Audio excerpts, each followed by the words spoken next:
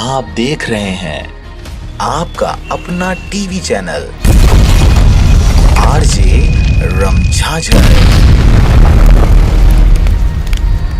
जज्बात के रंग भरोसा के संग।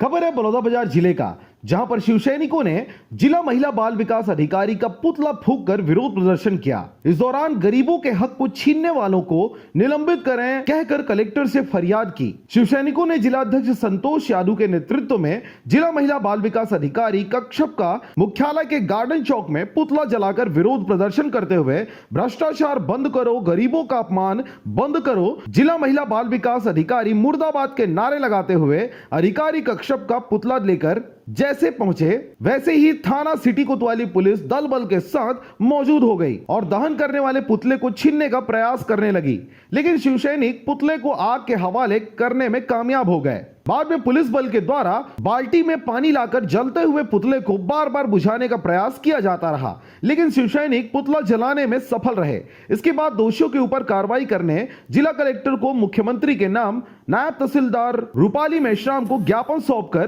कार्रवाई की मांग करते रहे। शिवसैनिकों ने बताया कि छत्तीसगढ़ के संवेदनशील मुख्यमंत्री भूपेश बघेल ने गरीब वर्ग के लोगों को निर्धनता के कारण अपनी बेटियों की शादी नहीं कर पाते उनको राहत देने सरकार की महत्वाकांक्षी योजना के अंतर्गत प्रत्येक जोड़े को 25,000 रुपए, जिसमें 19,000 उपहार व 6,000 अन्य खर्चों के लिए दिया जाता था, जिसमें जिला प्रशासन ने महिला बाल विकास विभाग के अधिकारियों के मिलीभगत से सस्ते दामों में बर्तन कपड़े खरीद कर वितरण कर दिया गया, जिनका बाजार मूल्य 8 से 9,000 रुपए है। और इन सामानों को खरीदने न ही टेंडर निकाला गया और न ही किसी प्रकार की सूचना, सीधे नामचीन व्यापारी से 9,000 रुपए के मूल्य का सामान 19,500 रुपए में खरीदकर जनता के पैसों का बंदरबांट कर डकार लिया गया, जिसकी जांच कर दोषियों पर कार्रवाई करने की मांग शिवसैनिकों द्वारा की जा रही है। बलौदाबाजार से ब्यूरो रिपोर्ट आरजे रमझाझर।